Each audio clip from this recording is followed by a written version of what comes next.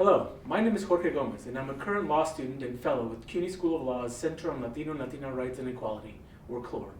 This brief segment will provide an update and further information about pending legal issues involving the expansion of the Deferred Action for Childhood Arrivals, or DACA, and the Deferred Action for Parents of Americans or Legal Permanent Residents, or DAPA. On April 18th, the Supreme Court heard oral arguments in the case of U.S. v. Texas, an appeal of the Fifth Circuit's decision that resulted in a nationwide injunction of the expanded DACA and DAPA programs. To learn more about the substance of the oral arguments, I've invited CUNY law professor Janet Calvo, an immigration law expert, to speak with me about the case. Professor Calvo, thank you for taking the time to speak with us today. It's a pleasure. Can you tell us a little bit about the unusual format of the oral arguments in U.S. v. Texas? Yes, usually the parties get to argue. And in this case, the parties are the state of Texas and the U.S. government. In addition to those two parties, the Supreme Court extended the time for argument and allowed someone representing the population of people who would be eligible for deferred action for parents and an extended deferred action for childhood arrivals to argue, and also a representative from the House of Representatives who also filed an amicus to argue. So it's unusual in that two entities that filed amicus were allowed to argue. What does that portend, if anything? I think that they broadened the issues. I don't know if that gives any indication of how they're going to decide.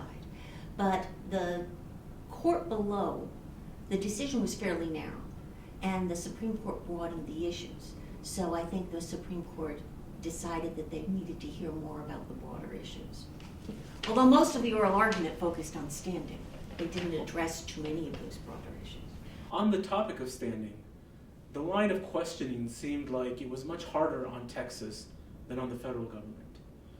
It also seemed that denying standing in this case would be in line with the standing doctrine we now work under.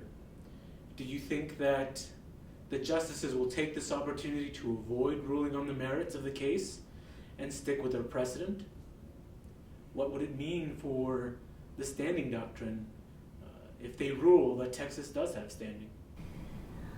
Well, I don't think Justice Roberts would agree with you about the standing precedent. They indicated very different views about standing in the questioning. So standing is, you have to demonstrate that there is a direct harm and that it's not speculative to have standing. And Texas was arguing that it had standing because about 500,000 people would be eligible for DAPA in Texas, and that Texas then would have to afford people who apply to that group driver's licenses, and that Texas subsidized its driver's licenses so that it would cost them money. So the federal government argued, and a number of the Supreme Court justices said, how is that direct harm? That's very indirect. It's incidental, indirect economic harm, and that's not sufficient for standing.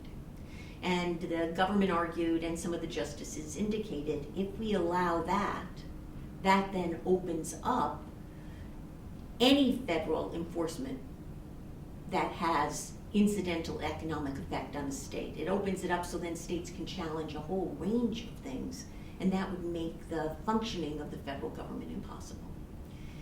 So, and they also argued, and I think that this wasn't raised in the oral argument, but the state of Texas said this would be economically detrimental to the state of Texas, and some other states agreed, but there was an amicus by a whole nother group of states that said, no, this is going to be economically advantageous to us, so don't stop this federal enforcement policy. So that sort of shows you the kind of controversy giving standing would get the courts into. Mm-hmm. The federal government would want to have nationwide policies. Some states would want to challenge it. Some states would want to support it.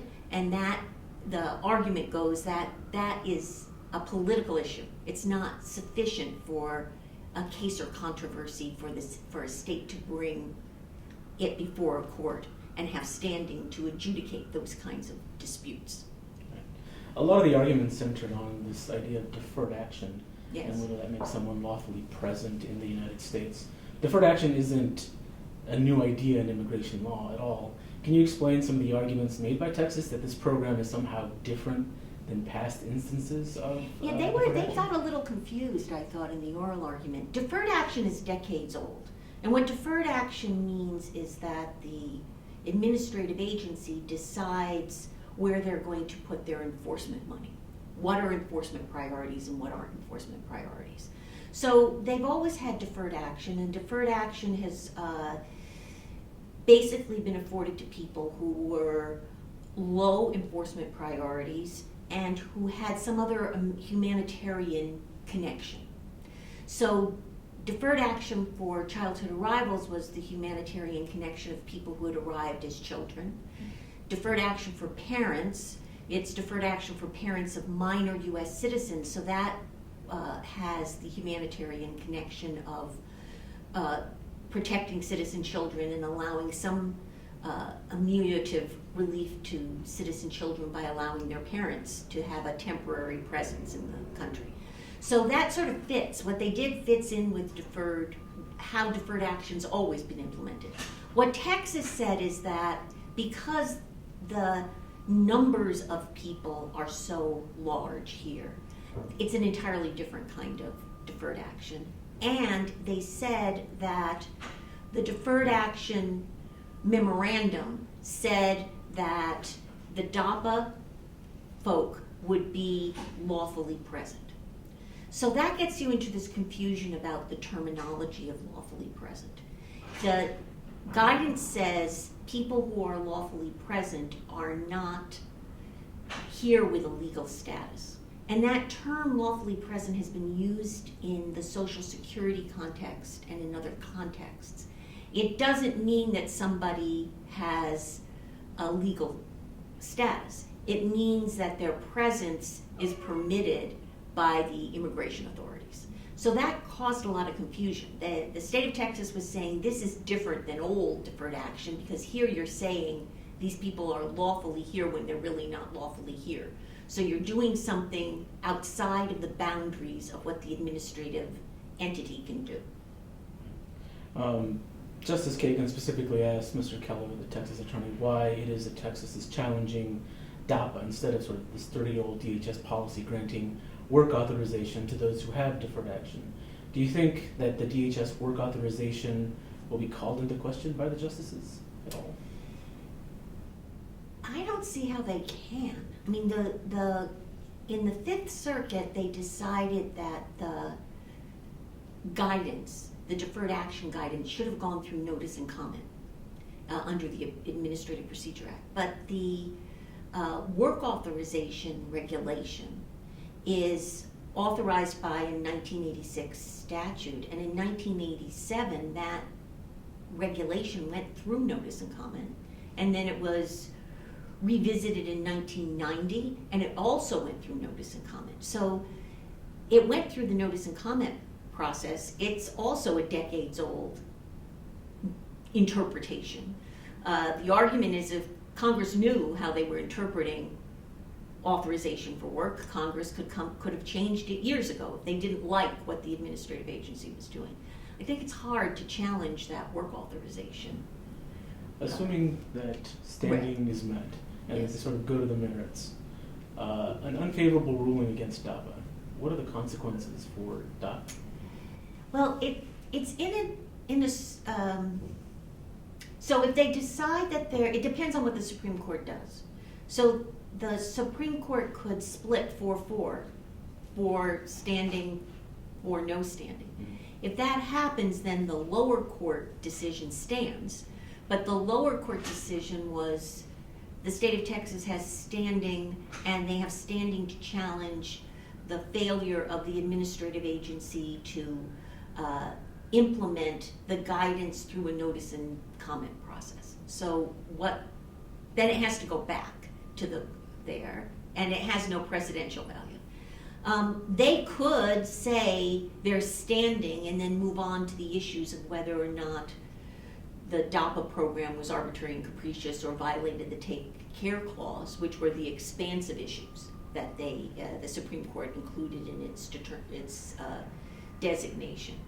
So that could happen. If they decide there's no standing, then the case goes away, and the administration could implement the program, but we're now confronting an election in November. So it's a question of whether they try to implement it that fast in a 6-month time period, or whether people would even apply if they're waiting for a change in administration.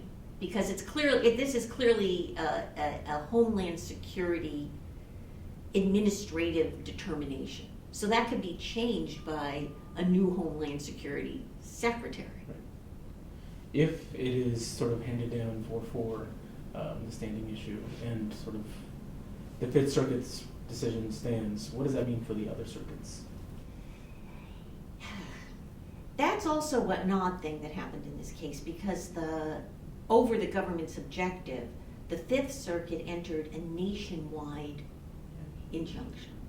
And that's unusual. Usually the Fifth Circuit would issue an injunction that was applicable to the area that it covers. So they issued a nationwide class. So and that wasn't an issue before the Supreme Court, so that nationwide injunction would still stand. So the program couldn't go forward. Thank you again, Professor Calvo, for taking the time to speak to me about this very pressing issue. You're welcome. All right.